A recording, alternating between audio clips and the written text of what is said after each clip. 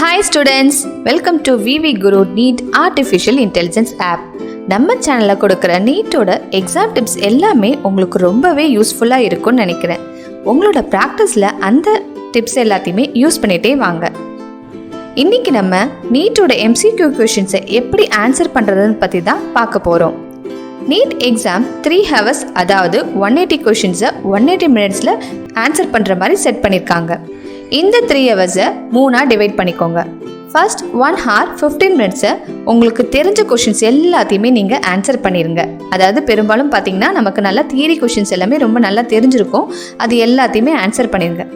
Next பார்த்தீங்கன்னா next 1 hour 15 minutes practical questions solve பண்ணுறதுக்கும் நமக்கு கொஞ்சம் டிஃபிகல்ட்டாக இருக்க கொஷின்ஸை ஆன்சர் பண்ணுறதுக்கும் யூஸ் பண்ணுங்கள். ஸோ இப்போது 2 hour 30 minutes ஆல்ரெடி நம்ம யூஸ் பண்ணியாச்சு. நெக்ஸ்ட்டு 30 minutes நம்ம கையில் இருக்குது. அதில் ஃபர்ஸ்ட் 15 minutes நமக்கு தெரியாத கொஷின்ஸை கொஞ்சம் யோசிக்கிறதுக்கு யூஸ் பண்ணிக்கலாம். அதுவும் நமக்கு யோசிச்சும் ஆன்சர் கிடைக்கல அப்படின்னா அந்த ஆன்சரை விட்டுருங்க, ஏன்னா நீட்டில் நெகட்டிவ் மார்க்கிங் இருக்குது.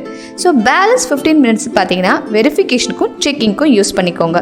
ஸோ இந்த மாதிரி நம்ம டைம் மேனேஜ்மெண்ட் பண்ணி ஆன்சர் பண்ணோன்னா MCQவை நம்ம ஈஸியாக ஆன்சர் பண்ணலாம். MCQ ஆன்சர் பண்ணும்போது கொஷினை 1க்கு 2 வாட்டி கண்டிப்பாக நம்ம படித்து பார்க்கணும். இது ஆப்ஷன்ஸால் கன்ஃபியூஸ் ஆகாமல் இருக்க நமக்கு ரொம்பவே ஹெல்ப் பண்ணும். ஸோ ஒவ்வொரு கொஷினும் 1க்கு 2 வாட்டி கண்டிப்பாக படித்து பாருங்கள். நீட்டில் பயாலஜியை பொறுத்தவரை கான்டெக்ஸ்ட் பேஸ்ட் மெமரி ரொம்பவே முக்கியம், ஏன்னா எல்லாமே அதில் தியரி கொஷின்ஸ் தான். இதுக்கு நீங்கள் பாக்கெட் நோட்ஸ் போஸ்ட்-இட் யூஸ் பண்ணிக்கோங்க. திரும்ப திரும்ப மெமரைஸ் பண்ணுறதுக்கு அது ரொம்பவே யூஸ்ஃபுல்லாக இருக்கும். சில நேரங்களில் சட்டுன்னு ஆன்சர் ஞாபகத்துக்கு வரலனாலும் நாம் அதை எதில் படித்தோம், எங்கே உட்காந்து படித்தோம், எப்படி அதெல்லாம் மெமரைஸ் பண்ணோம், அந்த மாதிரி சீக்வன்ஸை வச்சு MCQவை நம்ம யோசிக்கலாம். MCQவை பொறுத்தவரை ப்ராக்டிஸ் ப்ராக்டிஸ் ப்ராக்டிஸ் ப்ராக்டிஸ் பண்ணிக்கிட்டே இருக்கணும். MCQவோட practice book, previous year questions, mock test practice பண்ணிக்கிட்டே இருங்க.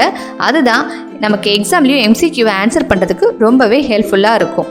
இந்த ப்ராக்டிஸ்க்கு நம்ம VVGURU NEET ஆப் ரொம்பவே யூஸ்ஃபுல்லாக இருக்கும். தமிழ் அண்ட் இங்கிலீஷ் ரெண்டுத்துலேயும் 30,000 கொஷின்ஸ் இருக்குது. நீங்கள் கோச்சிங் கிளாஸ் போனாலும் அந்த மார்க் டெஸ்ட் எல்லாத்தையுமே ப்ராக்டிஸ் பண்ணிகிட்டே இருங்க. MCQவை ப்ராக்டிஸ் பண்ணும்போது ஆப்ஷன்ஸை பார்க்காம ஆன்சர் பண்ண ட்ரை பண்ணுங்கள். நீங்கள் கண்டுபிடிச்ச ஆன்சர் ஆப்ஷன்ஸில் இருக்கான்னு அதுக்கப்புறம் பாருங்கள்.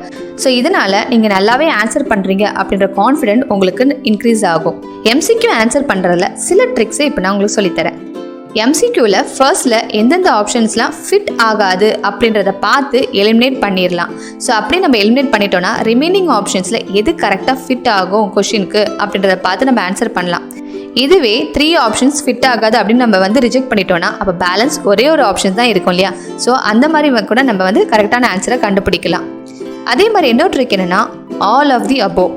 இந்த ஆப்ஷன்ஸ் வரந்தா பெரும்பாலும் இதுதான் கரெக்டான ஆன்சராக இருக்கும்னு சொல்கிறாங்க. ஸோ இந்த ஆப்ஷன் கொடுக்கும்போது இது ஃபிட் ஆகுமான்றதை கொஞ்சம் திரும்ப யோசித்து பார்த்துட்டே ஆன்சர் பண்ணலாம்.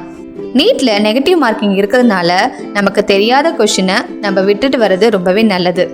அதே மாதிரி நீங்கள் ப்ராக்டிஸ் பண்ணும்போது 180 கொஷினை 180 minutesல சால்வ் பண்ணுறதுக்கு ப்ராக்டிஸ் பண்ணுங்கள். ஸோ திரும்ப ப்ராக்டிஸ் பண்ணுறது தான் உங்களால் இந்த மாதிரி ஆன்சர் பண்ணுறதுக்கு ரொம்பவே யூஸ்ஃபுல்லாக இருக்கும்.